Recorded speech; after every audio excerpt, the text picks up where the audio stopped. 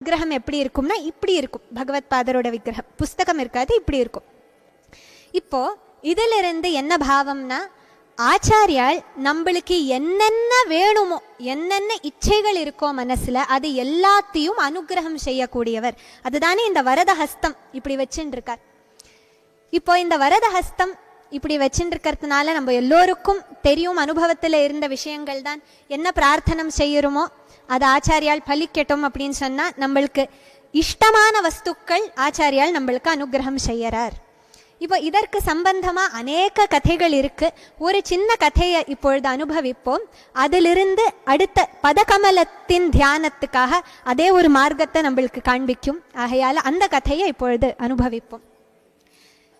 ஜகத்குரு ஸ்ரீ ஸ்ரீ அபினவ வித்யாதீர்த்த மகாஸ்வாமிகள் நம்மளுடைய ஜேஷ்ட மகாசன்னிதானம் உடைய ஜீவன சரித்திரத்தில் நடந்த ஒரு அழகான சம்பவம். மகாஸ்வாமிகள் என்ன பண்றார், ஒரு இடத்தில் ஆச்சாரியால் தரிசனம் கொடுக்கும் பொழுது ஒரு ரொம்ப பக்திசாலிகளான தம்பதி ஆச்சாரியாளுடைய தரிசனத்துக்கு வரார்கள். அந்த தம்பதி அங்கேருந்து வந்து அந்த மகிழா, அந்த அம்மா ஆச்சாரியாளை பார்த்து ரெண்டு கையையும் குபித்து, கோயம்புத்தூர்ல அவர்களுடைய கிரகம் இருக்கு. அப்போ ஆச்சாரியாளை பார்த்து நமஸ்கரித்து கையை குபித்து அந்த அம்மா சொல்ல தொடங்கினா, எனக்கு ஒரே ஒரு இச்சை இருக்கு, மனசுல ஒரு பிரார்த்தனை இருக்கு. ஆச்சாரியாளுடைய பரம பவித்திரமான பாத தூளி எம்மோடைய கிரகத்துல படணும். பாத தூளியால, ஆச்சாரியாளோட பாத தூளியால எம்மோடைய கிரகம், எங்களுடைய கிரகம் பவித்திரமாகணும். அதாவது என்ன பிரார்த்தனைனா, ஆச்சாரியால் கிரகத்துக்கு வரணும் என்கின்ற ஒரு பிரார்த்தனை. அப்போ இப்பேற்பட்ட ஒரு பிரார்த்தனை ரொம்ப பக்தியோட செய்ததும், மகாஸ்வாமிகள் அப்படியே நடக்கட்டும், நான் அந்த பிரதேசத்துக்கு வரும்பொழுது கண்டிப்பா கிரகத்துக்கு வரேன், கிரகத்துக்கு வந்து ஆசீர்வாதம் பண்றேன் அப்படின்னு சொல்லியிருந்தார். அதே போல ஒரு நாள் ஆச்சாரியால் அந்த கோயம்புத்தூர் பிரதேசமா வரும்பொழுது இந்த பக்தர்களுடைய கிரகத்துக்கு வந்துட்டு இருந்தார்.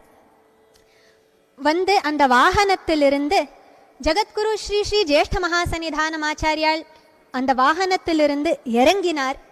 இறங்கி பாதுக ஆச்சாரியால் தாரணம் செய்து கொண்டிருக்கார். இப்படி கிரகம் இங்க இருந்ததுன்னா ஆச்சாரியாளுடைய வாகனம் அங்க வந்து ஆச்சாரியால் இறங்கி இருக்கார். இந்த ஒரு பிரதேசம் பூரா மண்ணு இருக்கு, மண் இருக்கு, அநேக பாஷாணங்கள் கல்லுகள்லாம் இருக்கு. அந்த ஒரு பிரதேசம் கிரகத்துக்கு முன்னாடி இருக்கு. அதற்கு பிறகு கிரகம் இங்க இருக்கு. ஆச்சாரியால் வாகனத்திலிருந்து இறங்கி நேர பாதுகையோட நடந்து நடந்து கிரகத்துக்கு வரல. பாதுகையை அங்க கயட்டி தம்முடைய திவ்யமான பாதார விந்தங்கள் அந்த மண்ணில படும்படியா நடந்து நடந்து நடந்து நடந்து வந்து அந்த கிரகத்தை அப்படியே கம்பீரமா பிரவேசமும் செய்து, அந்த பக்தர் உடைய கிரகத்தை இப்படி பிரவேசம் செய்து ஒரு 4 அடி நடந்த பிறகு அந்த அம்மாவை பார்த்து ஒரு மந்த ஹாசத்தோடு கேட்கிறார், இப்போ சந்தோஷமா அப்படின்னு கேட்கிறார். அந்த க்ஷணம்தான், இவ்வளோ நேரமா அந்த அம்மா யோசனம் செய்து கொண்டே இருந்தா, சிந்தனம் செய்து கொண்டே இருந்தார். என்ன ஆச்சாரியால் வந்ததும் ஏன் பாதுகையை கழட்டி வச்சு, பாதுகையோட வந்திருக்கலாமே, இது இங்கதானே இருக்கு கிரகம், கிரகத்து வரைக்கும் பாதுகையோட வந்திருக்கலாமே, ஏன் பாதுகையை கழட்டி வச்சு இப்படி வந்திருக்கார் அப்படின்னு ஆலோசனம் இந்த அம்மாவுடைய மனசுல இருந்தது.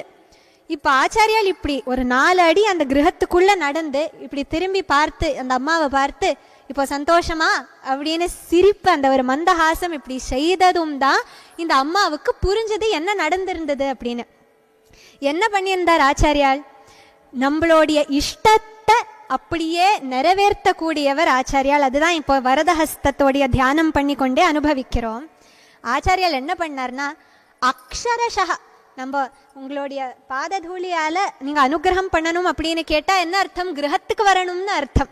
ஆனா ஒவ்வொரு அக்ஷரஷா அந்த பக்தரோடைய அந்த இச்சைய பரிபாலனம் செய்து அனுகிரகம் செய்யணுங்கிற ஒரு எண்ணத்தோட பாத தூளியால நீங்க எங்களுடைய கிரகத்தை அனுகிரகம் செய்யணும் அப்படின்னு கேட்டதால பாதுகையை கழட்டி வச்சு அந்த மண்ணு பூரா அவருடைய பாதத்துல வரும்படி அந்த பாத தூளி மேலேயே, அந்த தூளி மேலேயே நடந்து அதோடைய 4 அடி கிரகத்துக்குள்ள வந்து அந்த சின்னங்கள்லாம் வந்திருக்கு, பாத தூளியோட அந்த சின்னங்கள்.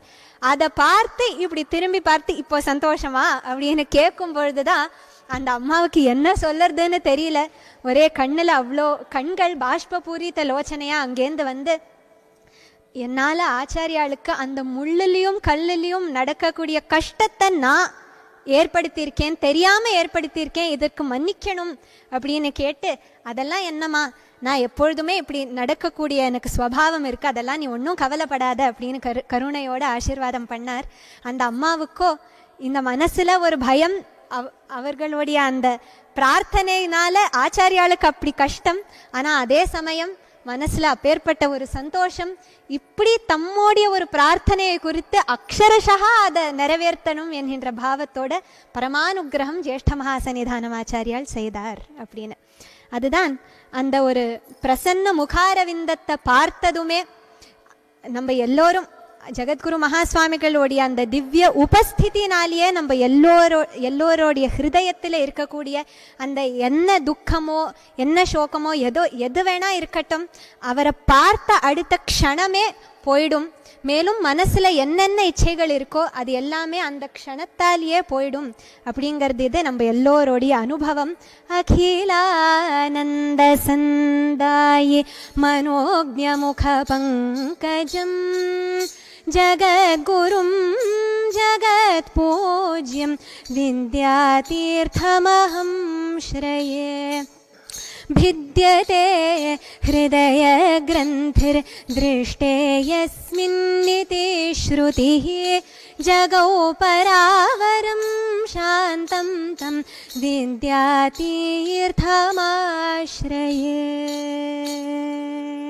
அதுதான் அகிலானந்த சந்தாயி மனோஜ்ய முக பங்கஜம். எல்லோருக்கும் ஆனந்தத்தை கொடுக்கக்கூடியவர், நம்மளுடைய இஷ்டமான இருக்கிற வஸ்துக்களையும் அனுகிரகம் செய்யக்கூடியவர்.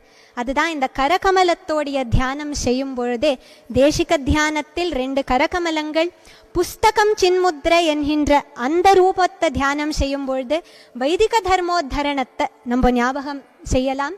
மேலும் இந்த வரத முத்ரை மேலும் சின்முத்ரம் அப்படின்னு அந்த ரூபத்தை தியானம் பண்ணும்பொழுது விசிஷ்டமாக இந்த வரத முத்ரை எப்படி நம்மளுடைய அபீஷ்ட பிரதானமாக இருக்கக்கூடியது, அபீஷ்ட பிரத, அதாவது நம்மளுக்கு என்ன ஆசை இருக்கோ அதை எல்லாத்தையும்